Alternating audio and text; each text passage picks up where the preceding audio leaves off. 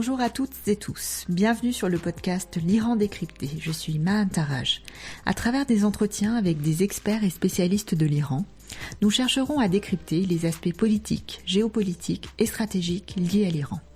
Que ce soit le rôle de l'Iran au Moyen-Orient, les mouvements de contestation dans le pays, la propagande orchestrée par le régime iranien, ou encore la place des femmes dans la révolution en cours. Bonne écoute à toutes et tous.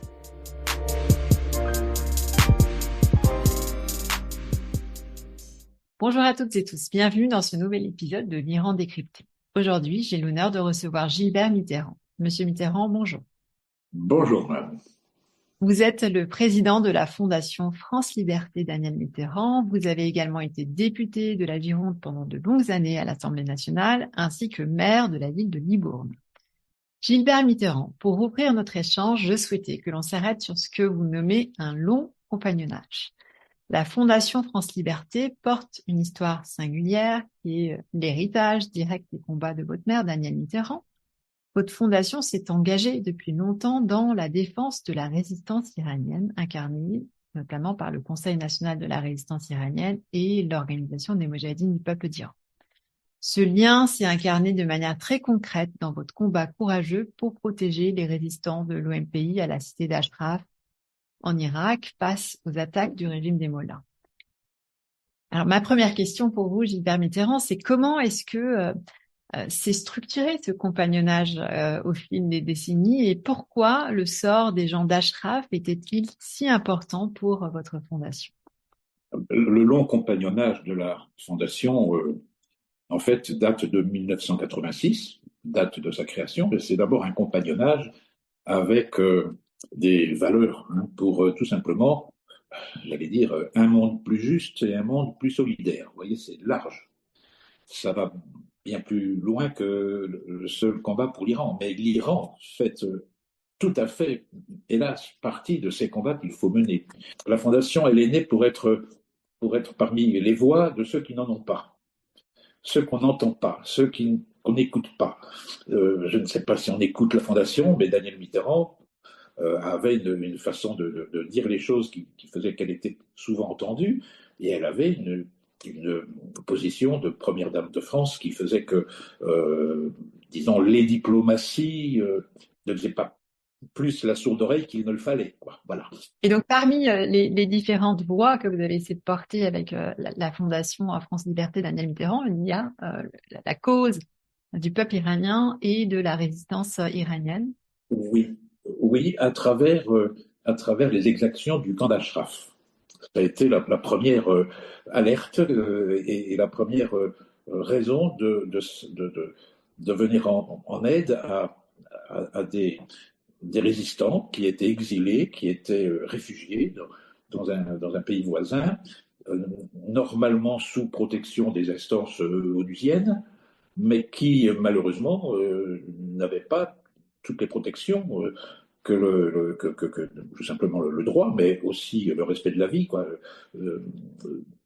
justifiait. Donc, ce qui se passait à Ashraf, c'était contre le droit des réfugiés, c'était contre les droits de l'homme, et il fallait venir en aide à ces victimes d'un système qui ne les protégeait pas, alors qu'il était censé justement apporter sa protection.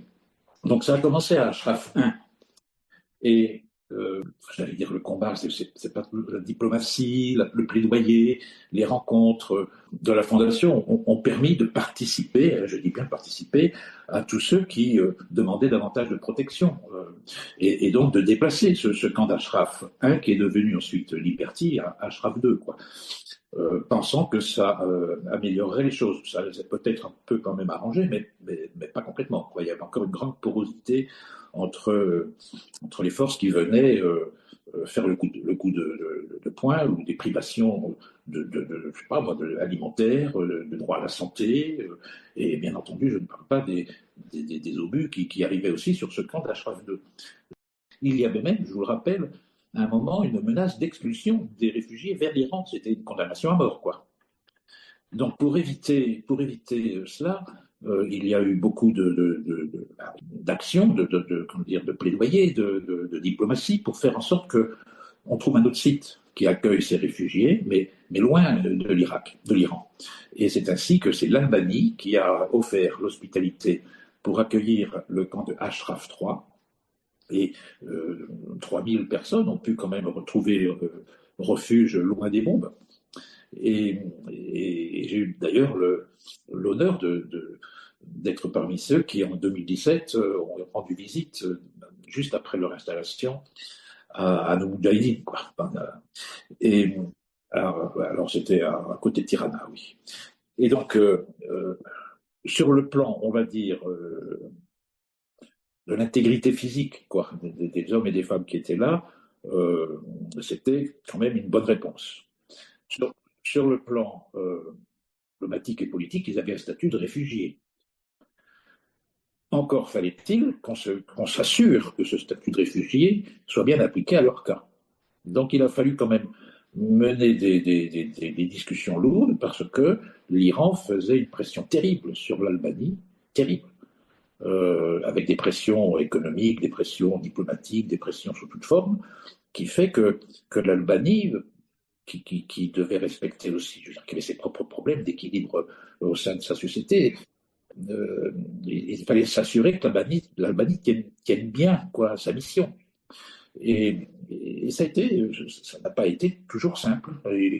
Et donc, on va dire, c'était mieux, mais le combat pour ces réfugiés et surtout pour le combat qu'ils menaient contre le régime iranien, dictature religieuse, rejoignait aussi, vous l'avez compris, les préoccupations de la Fondation qui sont très tournées vers les droits de l'homme, les droits humains tout court, la démocratie, la liberté, la justice.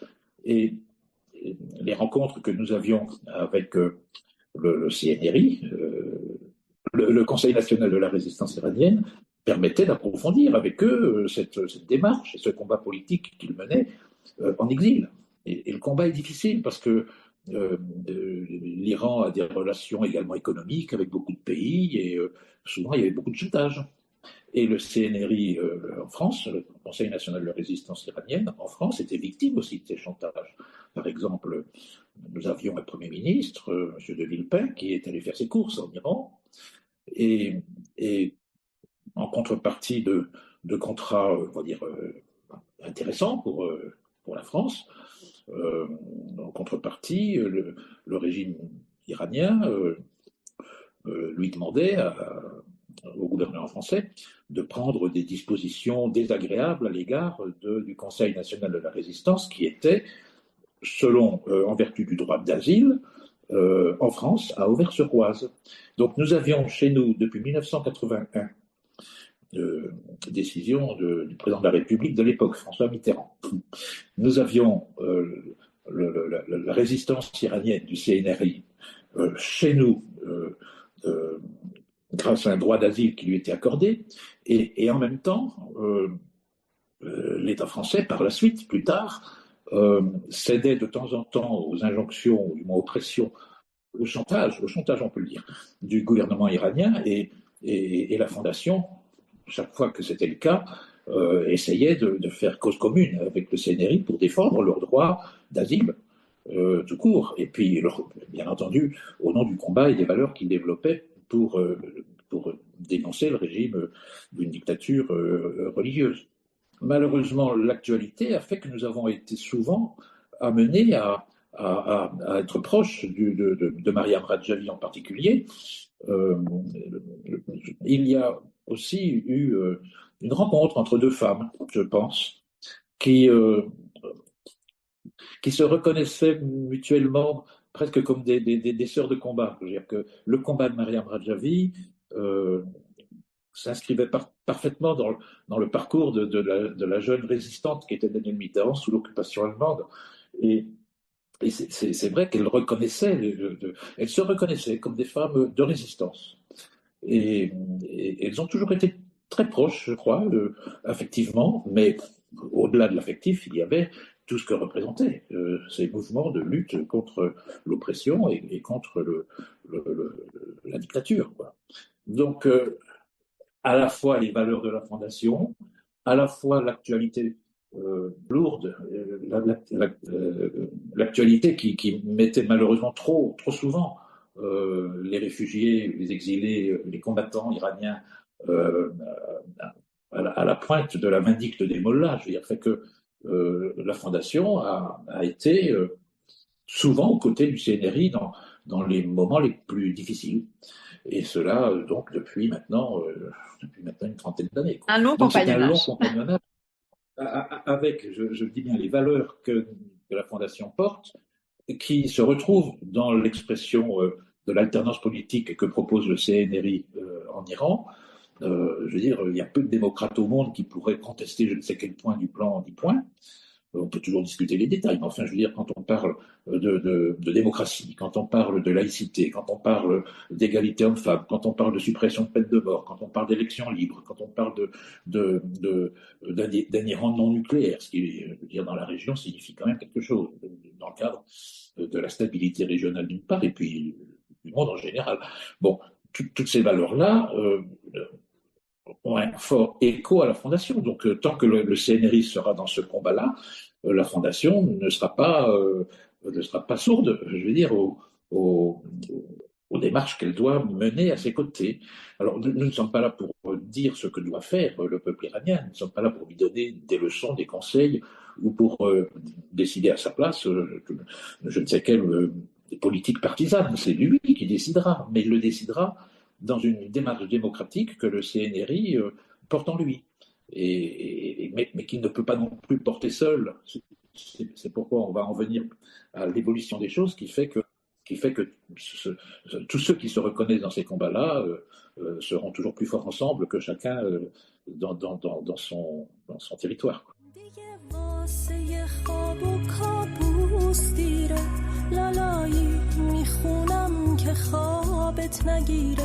دلم قصه داره تنم بیقراره بابات رفته کوچه دعا کن نمیره تو چشماش خشمه تو دستاش سنگه بابات رفته تا با سیاهی به جنگه داره غرق میشه تو آبین جزیره داره خونه و کوچه از دست میره بابات رفته تا روز خوبو بسازه لالایی میخونم که خوابت نگیره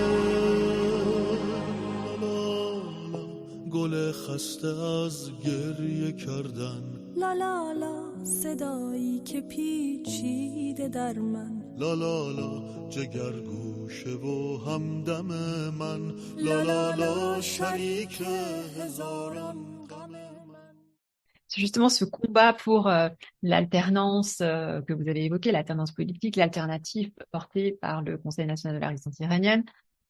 Ce combat a franchi une étape, je pense, importante. Peut-être on peut évoquer le colloque qui a eu lieu le 4 mai dernier à l'Assemblée nationale en France, un lieu que vous connaissez particulièrement bien, Gilbert Mitterrand. Vous y avez prononcé donc lors de ce colloque qui a réuni au sein de l'Assemblée nationale différents représentants de mouvements d'opposition iranienne en exil. Et vous avez prononcé un discours fort lors de ce colloque. Vous avez posé un mot d'ordre très clair sur ce qui rassemble cette opposition dans toutes ses diversités. Le mot d'ordre étant le principe du ni chat ni mollah.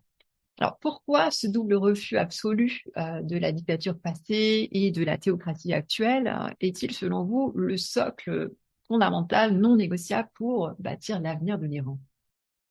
Vous allez dire, ce n'est pas moi qui l'ai inventé, ce slogan. Je pense qu'il vient de la rue même, des rues d'Iran, de Téhéran et d'ailleurs.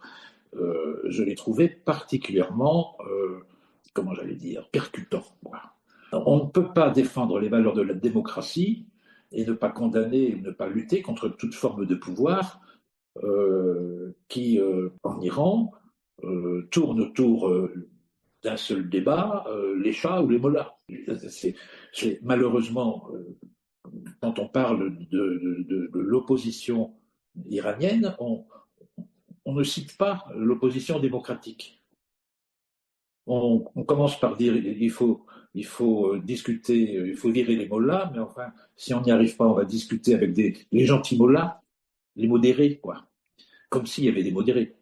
Et puis maintenant qu'il n'y a plus vraiment de mollahs, il y a les gardiens de la révolution, il y a les pasdaran. Alors, puisque c'est eux qui occupent les manettes, il faut discuter avec eux, puisqu'il n'y a rien d'autre. Et puis, au sein d'eux, il faut choisir les plus modérés.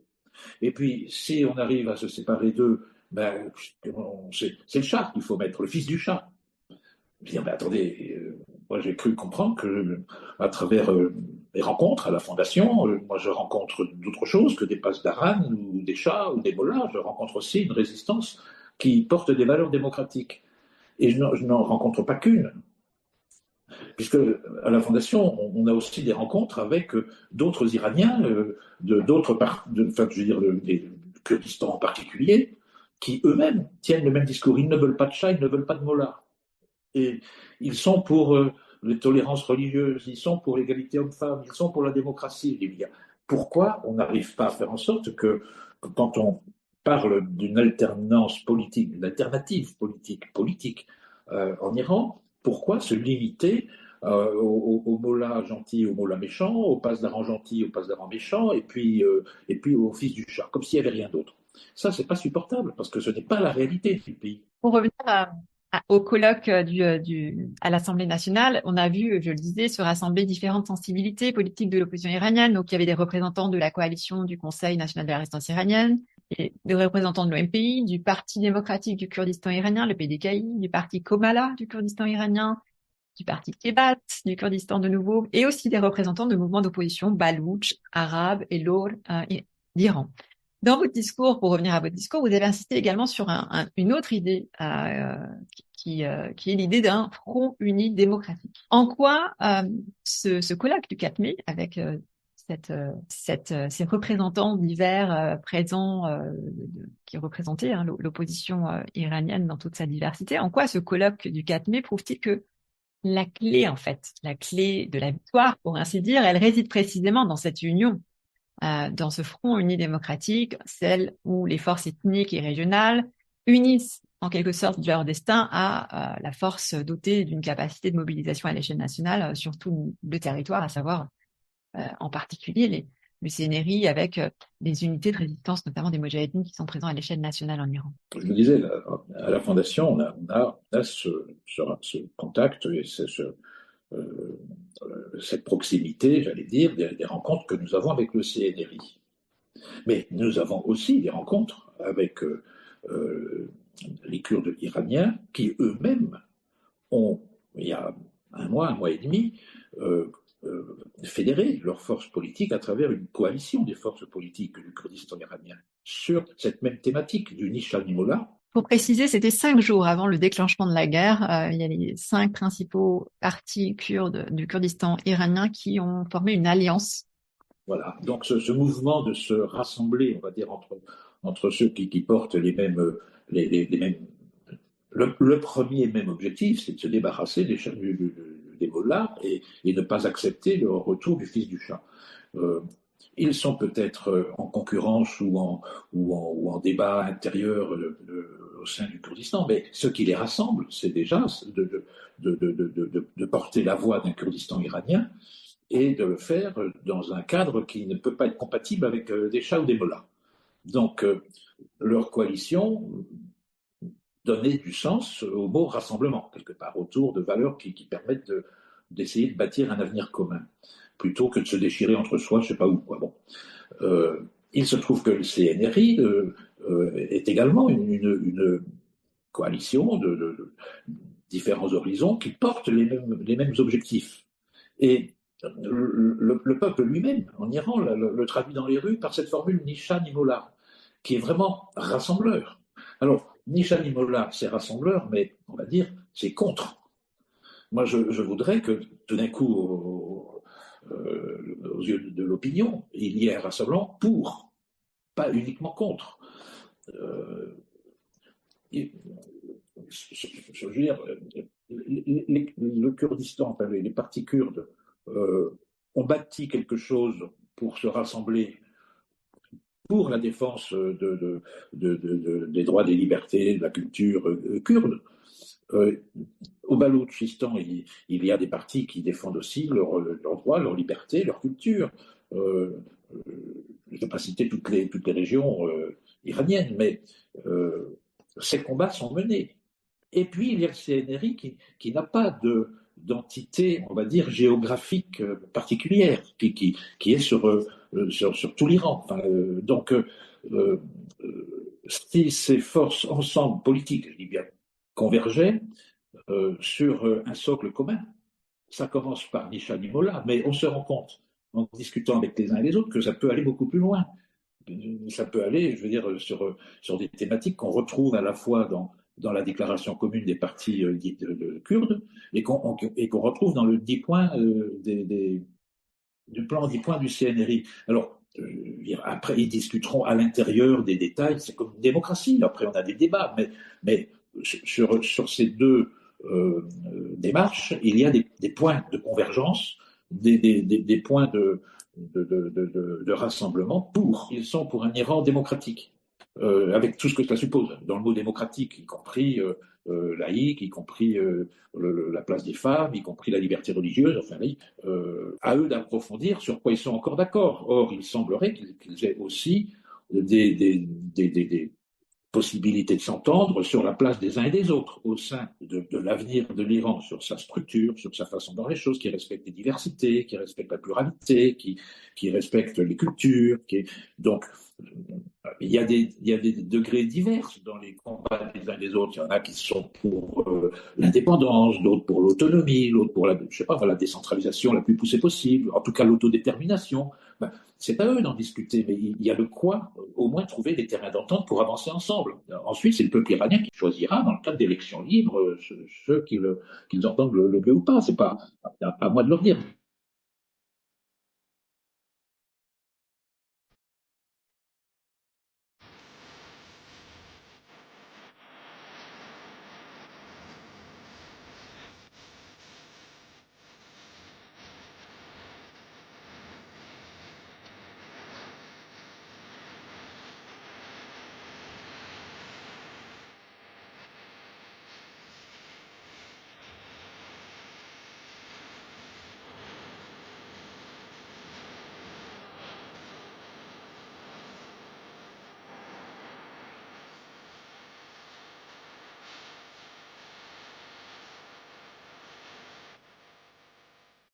Moi, je pense que c'était une réunion qui avait une grande première particularité, c'est qu'ils mettaient dans la même salle, il y avait des présences qui affichaient des convergences. C'était pas des monologues, c'était pas des réunions séparées. C'est une réunion où il y avait, ils sont venus, c'est déjà formidable, j'allais dire, de pouvoir se mettre dans une même salle. Et ils se connaissent, à mon avis, ils se connaissent déjà. Ils ont déjà eu des rencontres, plus ou moins, je ne sais pas comment, sous quelle forme.